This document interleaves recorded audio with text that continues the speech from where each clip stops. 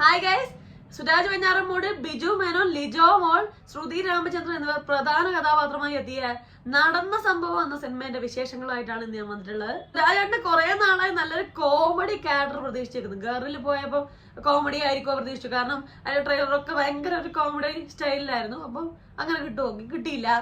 നടന്ന സംഭവത്തിൽ കിട്ടുമോ നോക്കി, ഇല്ല. നടന്ന സംഭവത്തിൽ ഹൈലി നെഗറ്റീവ് ഷെയ്ഡുള്ള ഒരു ക്യാരക്ടറാണ്. പക്ഷെ പുള്ളിക്കാരൻ നന്നായി ചെയ്തിട്ടുണ്ട്. പക്ഷെ നമ്മൾ കുറെ നാളായി സുരാജേട്ടന്റെ ഒരു കോമഡി ക്യാരക്ടർ, അതായത് ദശമൂലം ദാമു അല്ലെങ്കിൽ തേജാബായി ആൻഡ് ഫാമിലിയിലെ നമ്മുടെ രാജഗുരുക്കള്, ആ ഒരു സ്റ്റൈലിന്റെ ഒരു ക്യാരക്ടർ അല്ലെ, കുറെ നാളായില്ലേ. നമുക്ക് ഭയങ്കര സീരിയസ് ആയ റോള് കണ്ടു.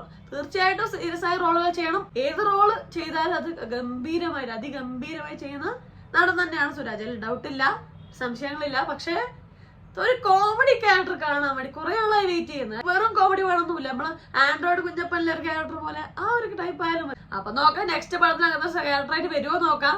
പിന്നെ ഇനി പറയണത് ബിജു മേനോൻ, ബിജു ഏട്ടന്റെ ക്യാരക്ടറാണ്. ബിജു ഏട്ടൻ അടിപൊളിയായി ചെയ്തിട്ടുണ്ട്. നമുക്കറിയാം ഏത് ക്യാരക്ടർ, അത് കോമഡി ആയാലും സീരിയസ് ആയാലും മാസ് ആയാലും എല്ലാം വളരെ കൈയടക്കത്തോടുകൂടി കൺട്രോൾഡ് ആയി അഭിനയിക്കുന്ന ഒരു നടനാണ്. ഭയങ്കര ഓവർ കാണിക്കുന്ന ഒരു നടനല്ല. കുറച്ച് സീരിയസ് ആയ ക്യാരക്ടറിന് കുറച്ച് ലൈറ്റ് കോമഡീസ് ഒക്കെ ഉള്ള ക്യാരക്ടർ സ്ഥിരമായിട്ട് കിട്ടാറ്. അതിൽ നിൽക്കുന്ന കുറച്ച് വ്യത്യസ്തമായിട്ട് കിട്ടിയത് അയ്യപ്പനും കോശിയിലാണ്. കുറച്ച് മാസമുള്ള ഒരു ക്യാരക്ടറായിരുന്നു, അതും ഗംഭീരമായി ചെയ്തിട്ടുണ്ട്. ഇതിൽ കുറച്ചൊരു എന്താ പറയുക, നന്മമരം സ്റ്റൈലിലുള്ള ഒരു ക്യാരക്ടറാണ്, നന്നായി ചെയ്തിട്ടുണ്ട്. പക്ഷെ എനിക്കിതിൽ വിയോജിപ്പുള്ളത് ബിജുവായിട്ട ക്യാരക്ടറിനോടാണ്. കാരണം തീർച്ചയായിട്ടും നന്മയുള്ള ആൾക്കാർ ഭൂമിയിൽ വേണം. അവരുണ്ടെങ്കിൽ നമുക്ക് സ്റ്റെബിലിറ്റി ഉണ്ടാവും. ഒരു നെഗറ്റീവ് സൈഡ് മൈൻഡ് കൃത്യമായ ഒരു പോസിറ്റീവ് സൈഡ് ആകുമ്പോൾ സ്റ്റെബിലിറ്റി ഉണ്ടാവുള്ളൂ. അപ്പൊ തീർച്ചയായിട്ടും ഉണ്ടാവണം, നല്ലതാണ്. പക്ഷെ നമ്മള് എത്ര നന്മയുള്ള മനുഷ്യനാണെങ്കിലും ഒരു കുടുംബമായി ജീവിക്കുമ്പോൾ വേറൊരു കുടുംബത്തിൽ കയറി ഇടപെടുന്നതിന് ഒരു പരിധികളുണ്ട് അല്ലെ. അതായത് സൊസൈറ്റി, എല്ലാ സമൂഹത്തിനുള്ള ഒരു പരിധികളുണ്ട്. ആ പരിധികൾ മറികടന്ന ഒരു ക്യാരക്ടറാണ് ബിജുവാട്ടിന്റെ ഉള്ളത്. അത് നമുക്കറിയാം, നന്മ ചെയ്യണം, ബാക്കിയുള്ളവരെ ഹെൽപ്പ് ചെയ്യണം, എല്ലാം നല്ല കാര്യങ്ങളാണ്.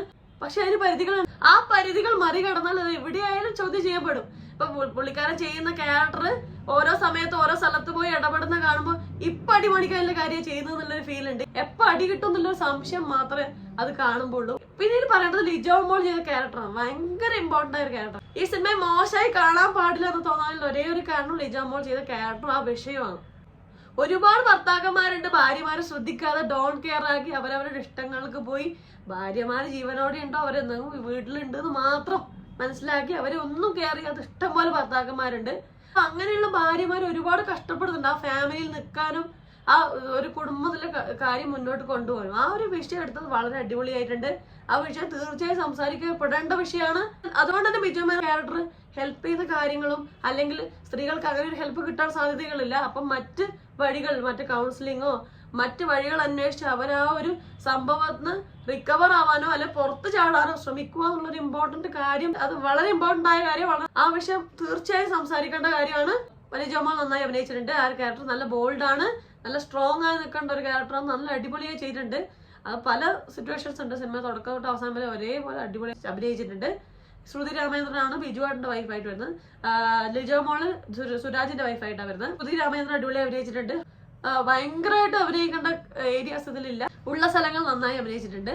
പിന്നെ പറയേണ്ട സുധി കോപ്പ് ഒരു ചൊറിയൻ ക്യാരക്ടറായിട്ട് വന്നിട്ടുണ്ട്, പുള്ളിക്കാരൻ നന്നായിട്ടുണ്ട്.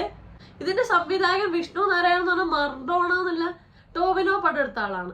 അതുപോലെ തന്നെ ഇതിന്റെ തിരക്കഥായ രാജേഷ് ഗോപിനാഥ് എന്ന് പറഞ്ഞ കലി എന്നുള്ള നമ്മുടെ ദുൽഖർ സായി പല്ലവി സിനിമ എടുത്ത തിരക്കഥ എഴുതിയ ആളാണ്. അപ്പം എനിക്ക് ആ കലി എന്ന സിനിമയാണ് കുറച്ചും കൂടെ നന്നായി തോന്നി. നല്ല ഫോക്കസ്ഡ് ആയി, അത്ര ഒരു ഓവറാക്കാതെ നന്നായി ചെയ്തൊരു സിനിമയുടെ എനിക്ക് കലി തോന്നി. ഈ പടം നടന്ന സംഭവം എന്ന് പറഞ്ഞാൽ കണ്ടിരിക്കാൻ ബുദ്ധിമുട്ടാണെന്ന് ഞാൻ പറയില്ല. കണ്ടിരിക്കാം, അൺസഹിക്കബിൾ ആയ എലമെന്റ്സ് ഒന്നും സിനിമയിലില്ല. പക്ഷെ എന്താ പറയാ, ഭയങ്കരമായിട്ടൊരു സിനിമയായിട്ടും തോന്നില്ല. ഒരു ആവറേജ് മൂവി. എല്ലാവരും നല്ല കാസ്റ്റുകളായതുകൊണ്ട് കണ്ടിരിക്കുകയൊക്കെ ചെയ്യാം. ഇതുപോലത്തെ ഒരു നായകൻ നമ്മൾ ഇഷ്ടംപോലെ കണ്ടിട്ടുണ്ട്. മുന്നേ ജയറാം പടങ്ങളിലും മുന്നത്തെ ഒരുപാട് 90s പടങ്ങൾ നമ്മൾ ഇതുപോലെ നന്മ നിറഞ്ഞ നായകൻ ഇഷ്ടംപോലെ കണ്ടിട്ടുണ്ട്. ആ ഒരു നായക ലിസ്റ്റിലോട്ട് ഒരാളും കൂടിയായി. അപ്പൊ ഇതൊക്കെയാണ് എനിക്ക് ഈ സിനിമയെ കുറിച്ച് തോന്നിയത്. നിങ്ങൾ എന്റെ അഭിപ്രായത്തോട് യോജിക്കുന്നുണ്ടോ അല്ല വിയോജിക്കുന്നുണ്ടോ? വേറൊരു അഭിപ്രായം ഉണ്ടോ? ഭയങ്കരമായിട്ട് ഇഷ്ടപ്പെട്ടോ അല്ലെങ്കിൽ ഇഷ്ടപ്പെട്ടില്ലേ, അല്ലെങ്കിൽ സഹിക്കബിൾ ആണോ? എന്തൊക്കെയാണ് നിങ്ങൾക്ക് ഈ സിനിമയെ കുറിച്ച് തോന്നിയ അഭിപ്രായം? എല്ലാം താഴെ കമന്റ് ചെയ്യണേ, നിർബന്ധമായി കമന്റ് ചെയ്യണം. നിങ്ങൾ കമന്റിന് വെയിറ്റ് ചെയ്യുന്നുണ്ട്. So please comment. എല്ലാവരും വീഡിയോ ലൈക്ക് ചെയ്യണേ. വീഡിയോ സഹിക്കബിൾ ആണെങ്കിൽ, കേട്ടിരിക്കാൻ പറ്റുമെങ്കിൽ സബ്സ്ക്രൈബ് ചെയ്ത് സപ്പോർട്ട് ചെയ്യണേ, ഷെയർ ചെയ്യുക. അപ്പൊ അത്രയും എല്ലാവരും ഹാപ്പി ആയിട്ടിരിക്കാം. മറ്റൊരു റിവ്യൂ, റിയാക്ഷനോ, സോഷ്യൽ ഇഷ്യൂ നെക്സ്റ്റ് ടൈം കാണാം. അതുവരെ ബൈ ബൈ.